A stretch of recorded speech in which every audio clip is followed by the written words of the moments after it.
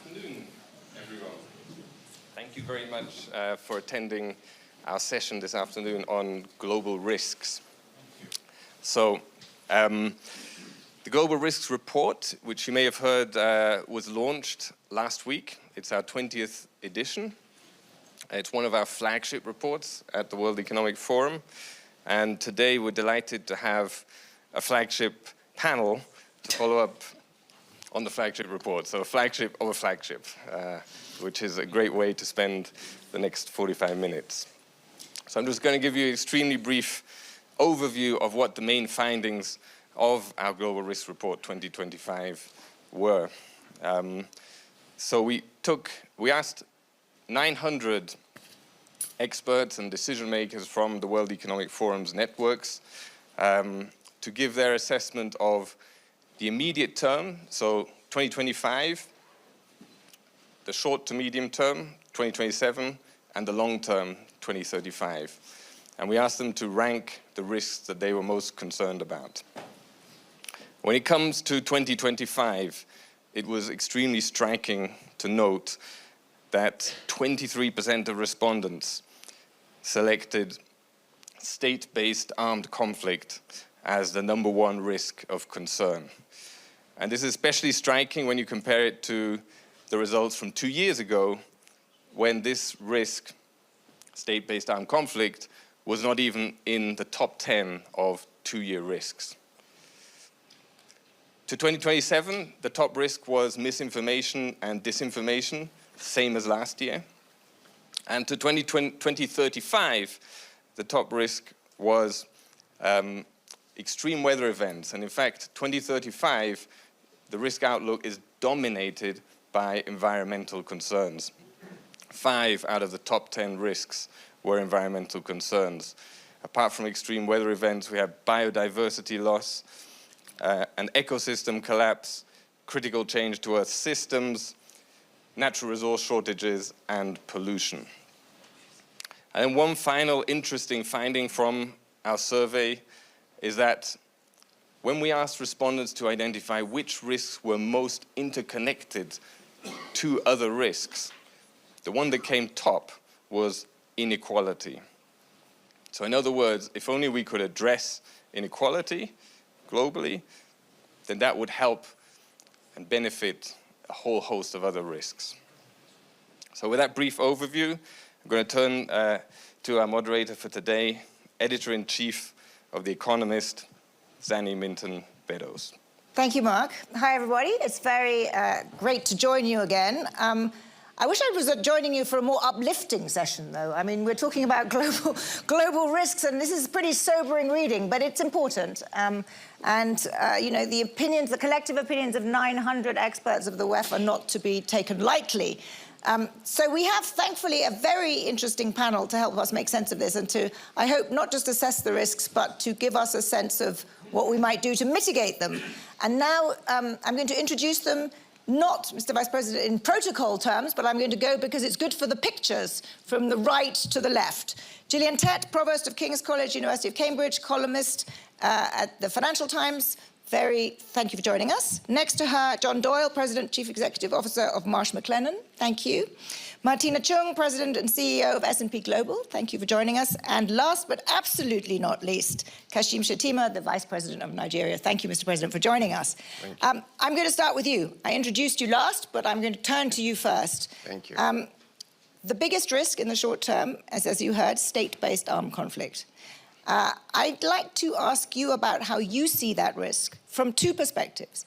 Firstly, on the African continent, because it strikes me that in terms of lives lost, the place where state-based armed conflict is currently having the biggest impact is actually on your continent.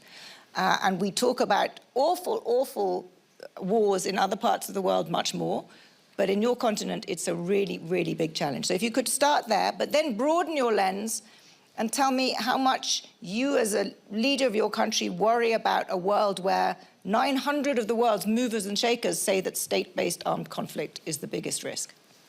Thank you so much. The worst cause that the Chinese may wish for you is for you to live in interesting times.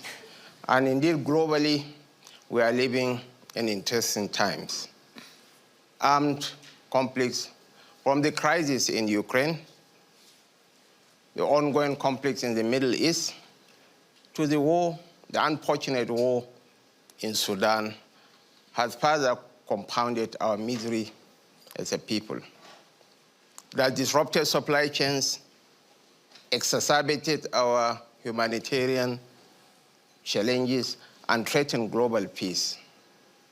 And as John Donne said, every man's death diminishes me. So never send to know the hope the bell tolls. It tolls for thee. So I believe the armed conflicts in Africa is further compounding our challenges for development. There is an incestuous relationship between economy and ecology in the African continent. Sudan, which used to be a standard bearer for peace and development in West Africa, in Central Africa, and in all of Africa, has become a basket case. But I believe hope springs eternal from the hearts of men. We believe that collectively, as members of the same human family, we can find solutions to our challenges. Armed conflicts goes beyond state-based conflicts. In the Sahelian region, for instance, where I hail from, Boko Haram and ISWAP are wreaking a lot of havoc. In my nation, between the year 2020 to 2024, we're harvesting 5,000 deaths annually, fatalities from insurgency and banditry. Yes, the figures have started declining by about 43%, but then let's not talk about the numbers. As Dele, one of Nigeria's foremost journalists, said, one life lost in pogrom is as gruesome as millions lost in that process. So we believe concerted efforts need to be done, but hope springs eternal from the hearts of men and women. But in the Sahelian region, some of the states are almost failed states. Niger is imploding. Burkina Faso is a basket case. Mali, nothing good comes out of it. Unfortunately, we have some very intransigent juntas in those regions that are impervious to human reason. But I believe nations across the African region, we have domino nations. Nigeria, with 250 million people, has a very pivotal role to play. In the North African region, you can look at Egypt, for instance. It can be a source of stability. In the Horn of Africa, with all the conflicts between Somalia and Ethiopia, Ethiopia can be a force for good. In the Southern African region, South Africa can be a force for stability. But we must look inwardly for our challenges, and multilateralism is key. As I said, these challenges are global, and we need to fuse into one common human family to address them. So it's interesting, I mean, when you lay them out, it is again a powerful reminder of just how many conflicts, both state-based and, you use the word basket case, I'm not going to, but states that are imploding into conflict. Two questions. One, how much worse can things get?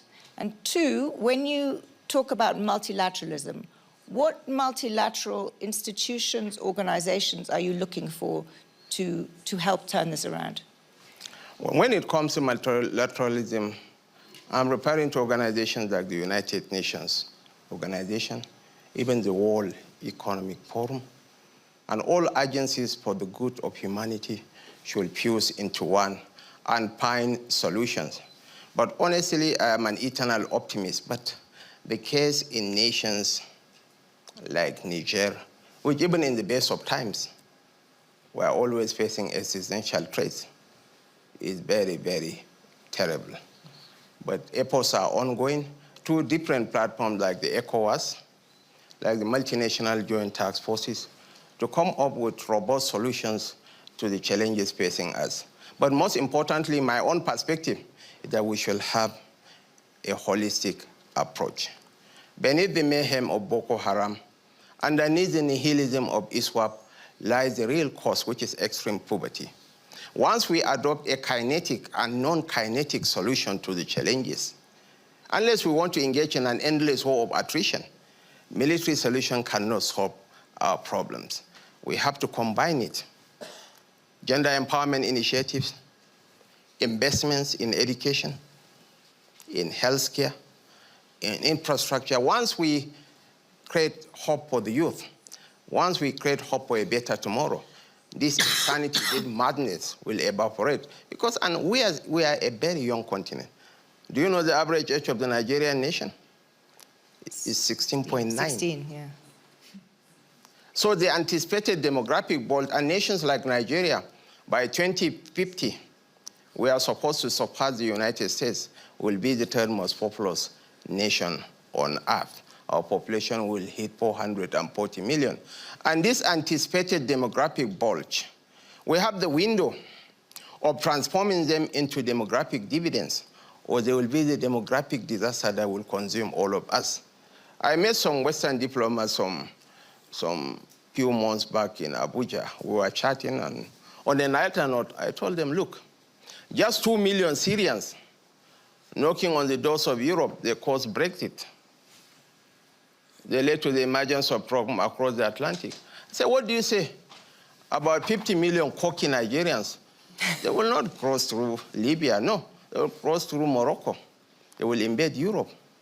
English-speaking, cocky, swashbuckling Nigerians. You know, so what, I know that we might welcome that. I don't know, cocky, swashbuckling Nigerians. But there is hope for a greater tomorrow. The world is acutely aware of the challenges we are facing, and the world is ready to rise to the occasion. But there was one famous quote attributed to Warren Buffett, whereby he said, don't chase the butterflies. Fix your garden, and the butterflies will come to you. To me, Africa has the resources, has the intellect. We miss the agricultural age. We miss the industrial age. We are now in the knowledge-driven post-industrial age. And I believe digital savvy Africans are in a unique position to drive change in the African continent. And it might interest you, Korn Ferry, a global consultancy outfit, said that by 2035, there will be 65 million global talent deficits. The United States, Brazil, and Russia will pay 6 million talent deficit. And we are in a unique position to fill this gap. Well, that's, I think, an appropriate optimism to end after your sobering beginning. But you're right. Africa is the opportunity of, you know, beyond the WEF's short, medium, but in the long term, this is really where it's at. This is going to define, in a lot of ways, where the world goes. You are doing so in an environment, a global economy that is becoming more fragmented. You're going to have to focus more on trade within Africa, as we are now, unfortunately, in a world potentially of more tariffs globally. And Martina, I was going to turn now to you on that, because one of the risks kind of throughout this report is the question of what a more economically fragmented world means. You think about this kind of stuff the whole time. The environment that all of these swashbuckling young Nigerians are going to grow up in is not the globalized world that Davos, you know, celebrated for so long. It's a different kind of world with an increasing risk of fragmentation. Talk me through how you think about that and how those risks should be mitigated. Yeah, well, it's certainly one of the key topics of this week here on, as it relates to news from the US administration on direction of trade for tariffs, for example, which I think is probably going to be possibly the most noteworthy piece that could drive change around global supply chains and trade over the next several years. So now, look, I mean, you know, nobody yet has the answers. The latest that that we expect is something possibly by early April. But of course, the snap decision could be made before then, and obviously, We don't necessarily know what rate that's going to look like and for what. But by it, you mean, just sorry to interrupt, but do you mean a broad-based tariff, or you mean any of the above? Any of the above, yeah. So, you know, and what we find really is, you know, our job is to try to look at, you know, the various different scenarios and the second, third, and sort of fourth order effects of this stuff. The first point I would say is, you know, when our teams look back on the last round of tariffs in the first Trump administration, it took some time for that to work its way through the system. And that could, depending on the level, that could be the same case here. I mean, we have noted several industry sectors that have essentially, you know, imported and accelerated imports in advance in expectation of tariffs. So it could take a minute even with tariffs coming in for it to work its way through the system. However, Mark said a word that I think was incredibly important, which is connected. And that's where this gets very interesting in terms of trying to figure out how this is going to play out. So I'll just give maybe two examples. The first would be, you take the automotive sector. The US imports 9 times as much from an automotive standpoint from Mexico as it exports to Mexico. And so, of course, you can see there could be some challenges there for the US from an automotive standpoint and for US automotive manufacturers. And supply chains don't just change on a whim. It could be, for example, that you may be able to find individual components more easily. Maybe you can source them even domestically, but to get core components and completed units, that takes quite some time. And so what we're hearing from our automotive clients is, you know, as much interest in what a tariff could look like today as whether or not that tariff persists 2 years from now, 5 years from now, 10 years from now. And really the message that, you know, that our teams are conveying is, you know, vigilance is important, flexibility is going to be very, very important as well. The second example, just to give in this, you know, kind of reiterating this point around connectedness, is, you know, we all saw the announcement of the huge investment in data centers from the administration in partnership with several of the large technology firms. Data centers need material for construction. They need cooling units. Cooling units may source components from different countries around the world. And a shortage of those could actually, you know, delay construction of data centers. And so, you know, I think all these things need to be taken into consideration when we actually play out the longer term impact of, you know, of tariffs. And that, you know, that's not even addressing basic questions like, will there be retaliation, you know, et cetera. And so I think, you know, you got to look at it. It's very important, I think, to really look at it sector by sector, in as much as it is to look at it at the, you know, the macro level and, you know, how certain countries or regions might react to that. As I was hearing you describe those data centers requiring all that equipment, I was also suddenly thinking, yes, and those data centers need to be built by someone. Indeed. Which is an interesting thought given the rest of this administration's agenda. But can I just push you a little bit more on how you, when you're thinking about this, how much weight are you putting to the risk of retaliation? Do you see it differentially by different countries? Do you think that, because that's when it really starts getting dangerous, right? When you have a tit-for-tat response to tariffs. Now, in the mental model that you have, is it, like, how do you make sense of this uncertainty? Do you think if there's a tariff as a negotiating tool, maybe there won't be retaliation? If it's a broad-based, what's it called? The External Revenue Service, I think. So yeah. if it's tariff as a revenue raiser, will there be retaliation? Like, how do you think about that? Different countries more likely to, less likely to? Yeah, I think you mentioned the word certainty, and I think uncertainty will prevail for some period of time here. Look, I mean, there are scenarios that our teams have looked at where you take it, Europe, for example, is it possible that Europe could be a net beneficiary, for example, if tariffs happen to be lower and therefore European goods are selected over goods from countries with higher tariffs, for example. And so, again, I think we have to wait and see the extent to which, as you say, retaliation occurs, but you know, it's going to start with exactly how much and in what direction these tariffs come. And you've heard 10, 25, 60, 100 in the past couple of weeks. And so I think we have to give it a little bit more time here as we watch through it. And there have been opinions that have been voiced this week that have suggested, well, you know, we think it's really a negotiating posture. I think we just need to wait and see how the policies come through. I think we all actually have no idea. But it's helpful to have a framework to think about what the different consequences might be.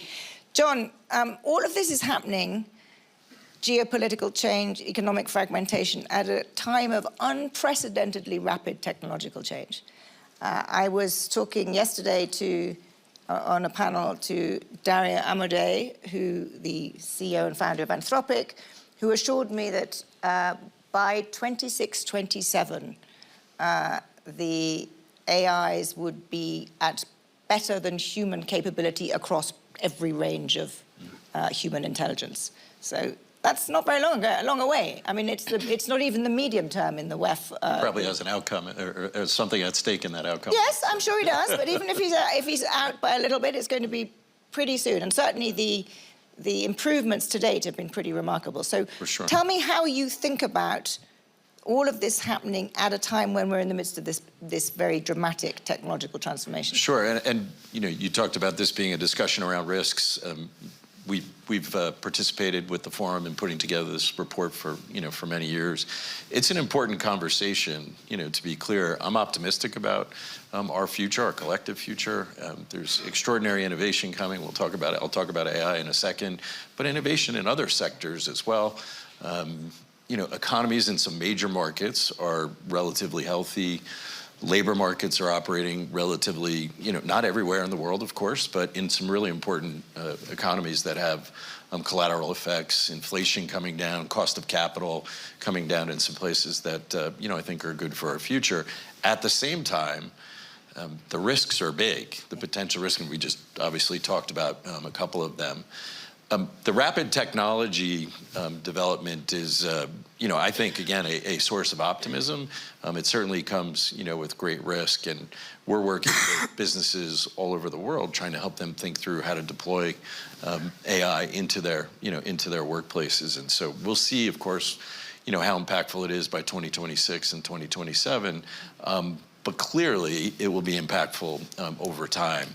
And the economy, the global economy, has benefited in an extraordinary way from all the digital tools that are part of our everyday lives, in our personal lives and our professional lives, and that's led to just outstanding growth all over the world. And so there's a lot to be celebrated, but it also comes with great risks. And what I worry about, not just where it ranks on the list up on the board, but when I think about the conversations I've had during the course of this week, it's been dominated by trade discussions, geopolitical risks, and again, I'm not trying to take anything away from that, but I worry about the impact of a systemic cyber event, particularly in the context of what's happening geopolitically. There's state-based actors, out there trying to disrupt economies all over the world, and I feel like most major economies and countries are not prepared for that type of an event, and so those are the kind of risks that that concern me, Zanny. That's alarming, since it's your job to think about those. Well, we help companies think it through, and we help them think about risk mitigation and steps that they can take. And then we also help them finance some of their risk into the insurance market by buying cyber insurance, which is terrific. It's a fast-growing part of our business, and businesses are looking to us to provide that type of advice. But you play out certain systemic type of scenarios where power grid goes down in a major economy for a period of time, for example. And we've seen smaller examples of risks that have happened like that.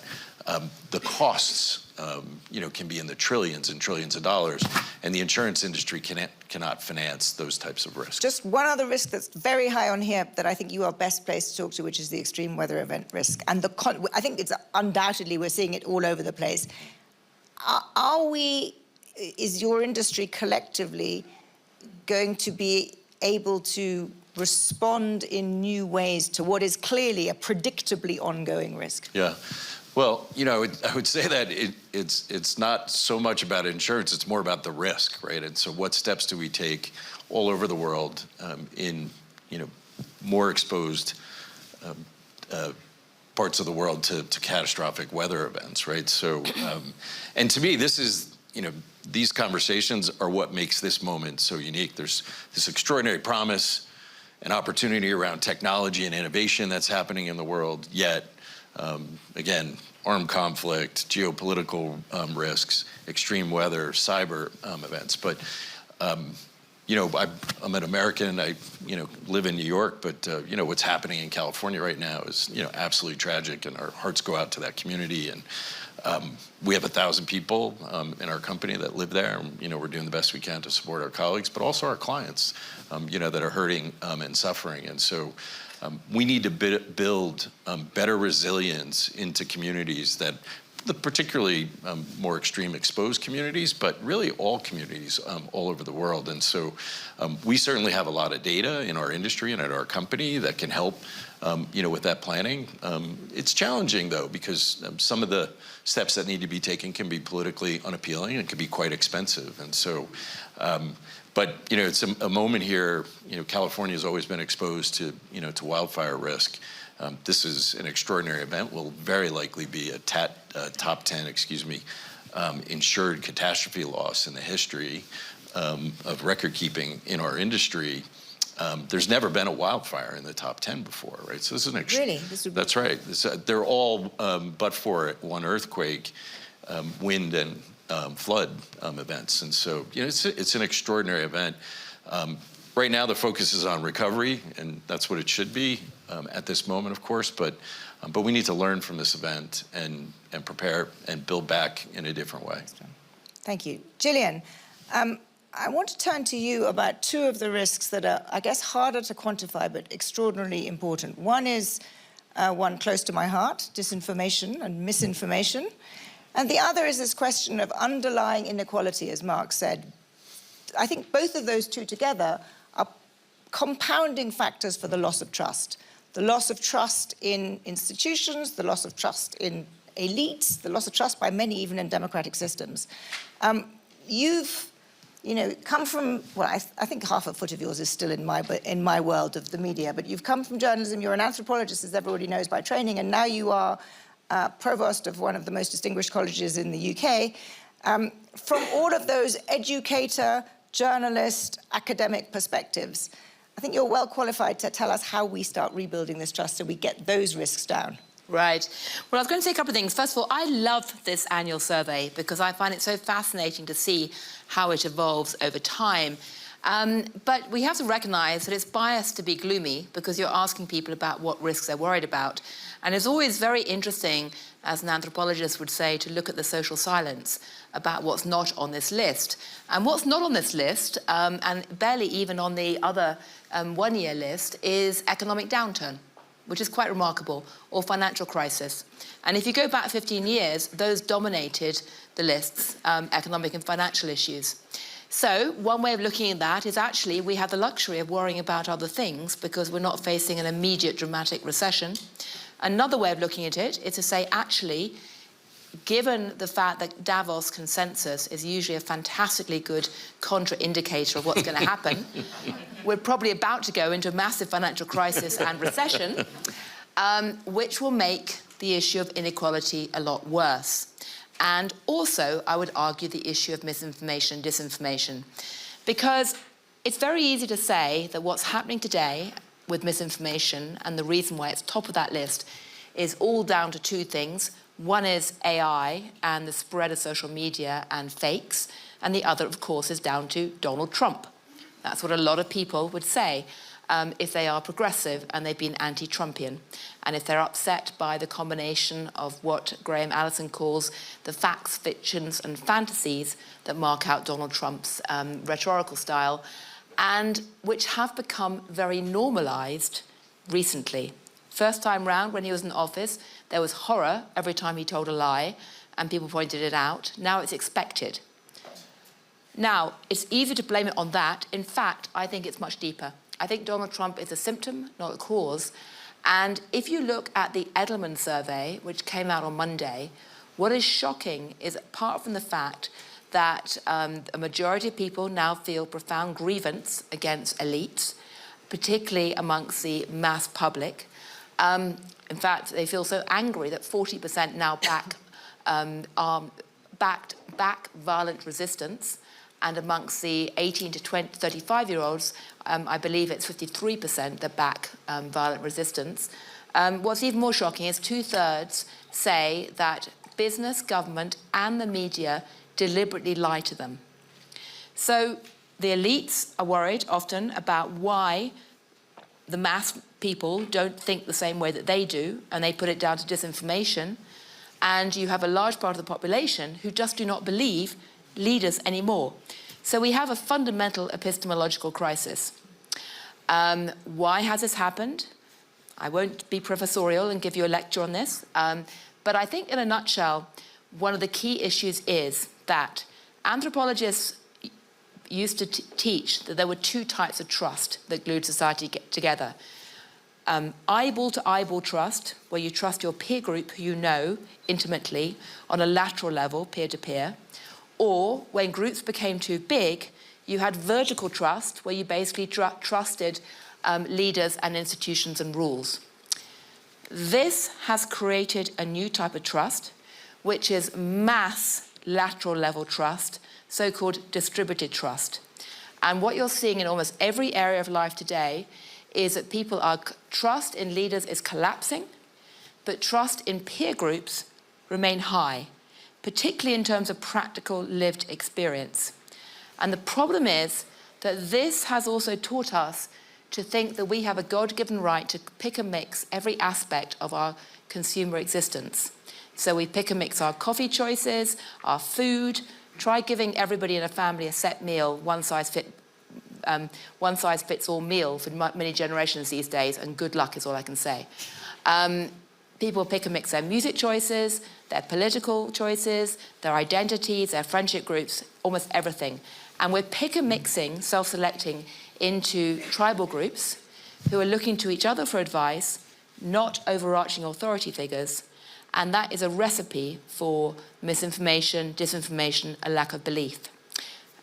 Another quick point I'll mention to illustrate this, I've been working with Jigsaw, who are doing a lot of ethnographic research into what Gen Z does or does not trust. And Gen Z not only trusts personalized bots more than human doctors, because I would argue personalized bots are part of our online tribe, they're at the end of our fingers, and they're customized, but they also read newspapers or consume media content by essentially reading the headlines and then the comments about the article to ascertain whether it's true or not, and then the article. Because validity, verification, is done via the lateral tribe, not the authority figures. The danger of this is it's prone to enormous manipulation, potentially, and it creates polarization. The upside, though, is that it can also create a sense of empowerment. And the other upside is that there are many reasons why people in the world today might actually want to feel angry against the elites, against us. And that is not a fiction. Thank you. Fascinating. Questions? I'm conscious that I want to make time for some questions, comments. What other risks would you like to add, or any perspective on the risks that you've heard about? Don't be shy. I'm going to give you another chance. There, three rows back. I haven't heard the word Iran. So I was wondering whether even you wanted to comment on this as a risk for 2025. I'm happy to, but I will. Does anybody else want to take a view on that? Well, I would argue that Iran is merely one of surprising many potential sources of conflict going forward. I mean, you know, if you look at the 2025 league table and look at the state violence risk, I mean, there's a very long list of countries which you could actually attach that risk to. So Iran is definitely one of them, but then it's only one of many. So I would perhaps, yes, Mr. President. Yes, I think the offside of the Trump presidency is that people are not willing to give to him.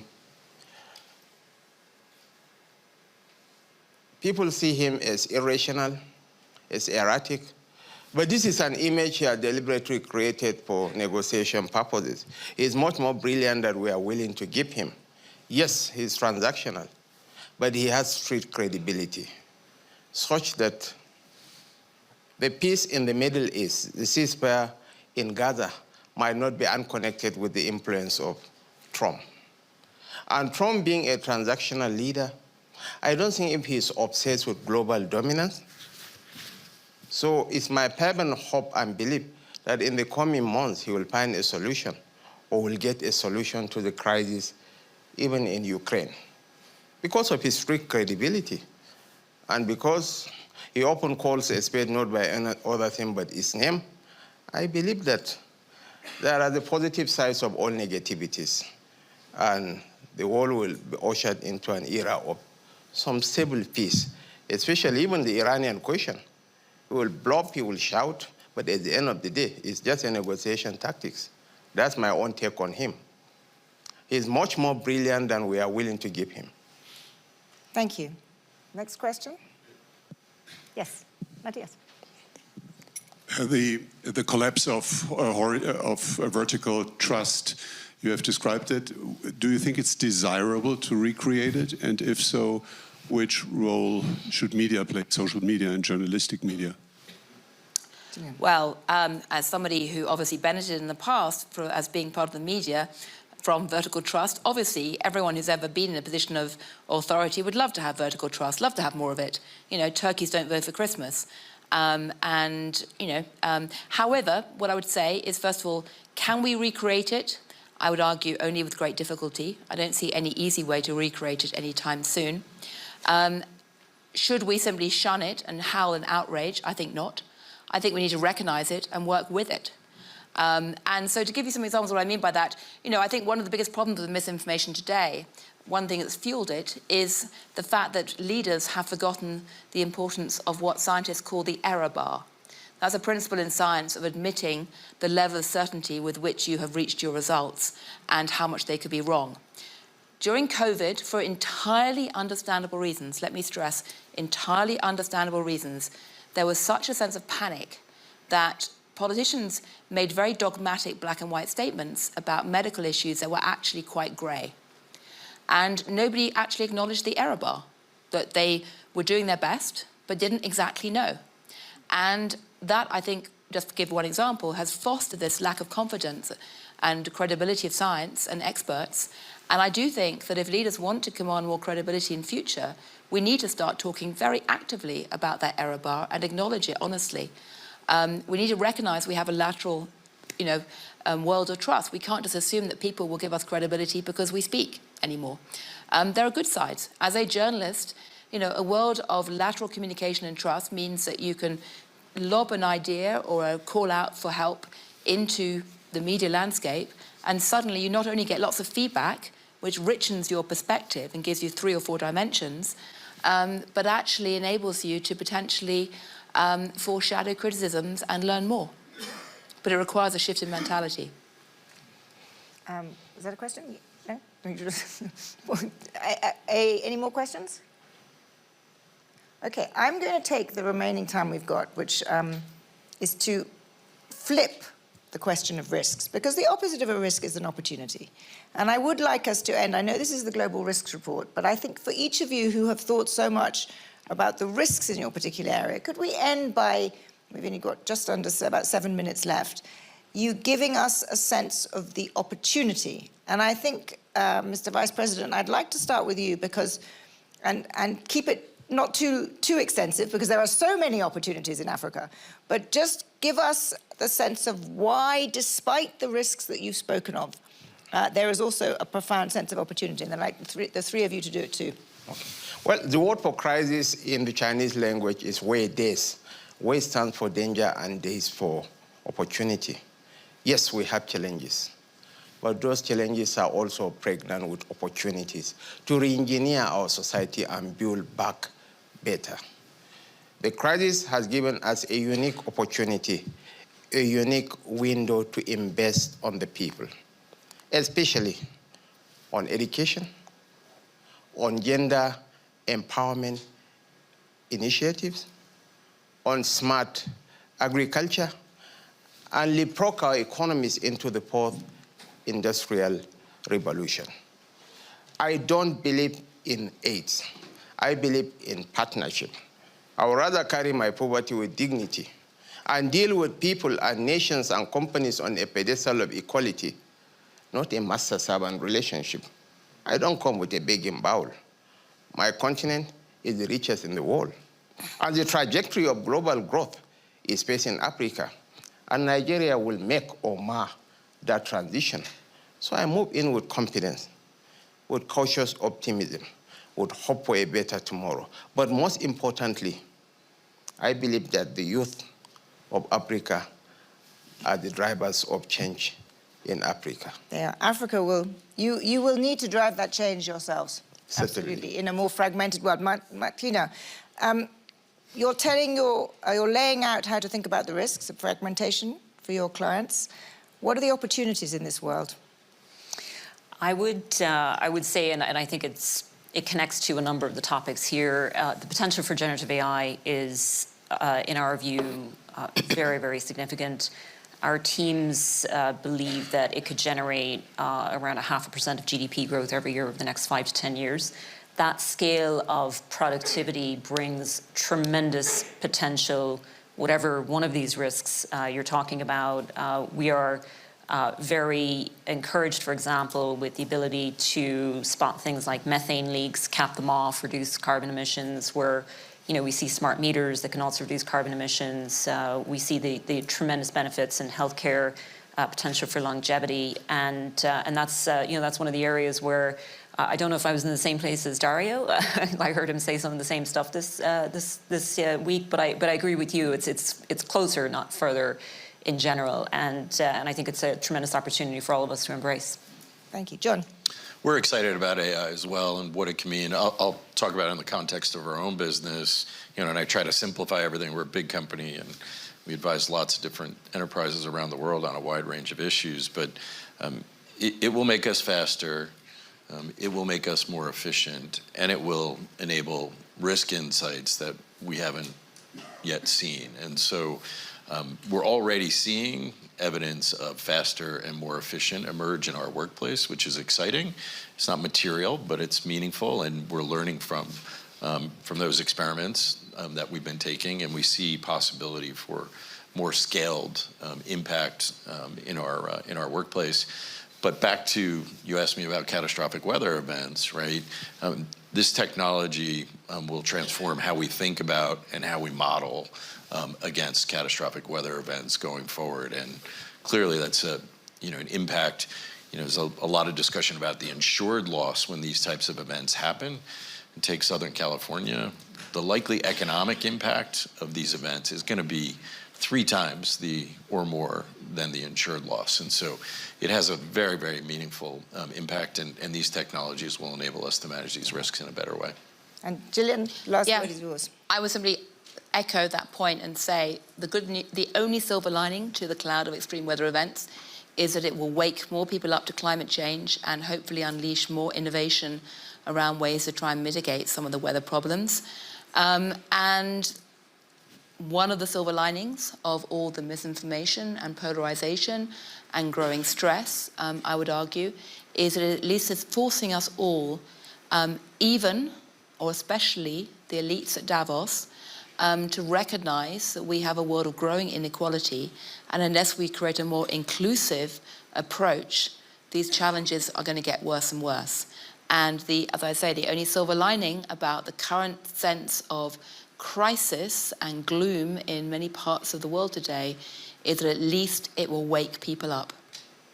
Thank you. I will end only by saying that this, and I agree with you, Gillian, that this report, year after year, looking back at it, you really get a sense of the pulse of the moment of what people worried about. I wish, where's Mark, in addition to ranking the risks, you had some measure of the scale of uncertainty and impact of the outcomes. The error bar again. I think the error bar again, because I think I would close by saying that this to me, compared to previous Davoses, is we are in an era where the potential range of geopolitical outcomes is fundamentally larger than it has been. And I completely agree with you that there is huge upside as well as risk. I think an international order that has been in existence for 80 years is now over, and we're in a whole new world, and the potential range of outcomes in that world is enormous, and it's happening, as you, Martina, and you, John, have said, at the same time as we are in the midst of an unprecedentedly enormous and unprecedentedly fast technological revolution. You put those things together and they are huge risks, but my goodness, they're also huge opportunities. So have an error bar. That's Gillian's admonition, and I fully agree with it. Thank you all very much indeed.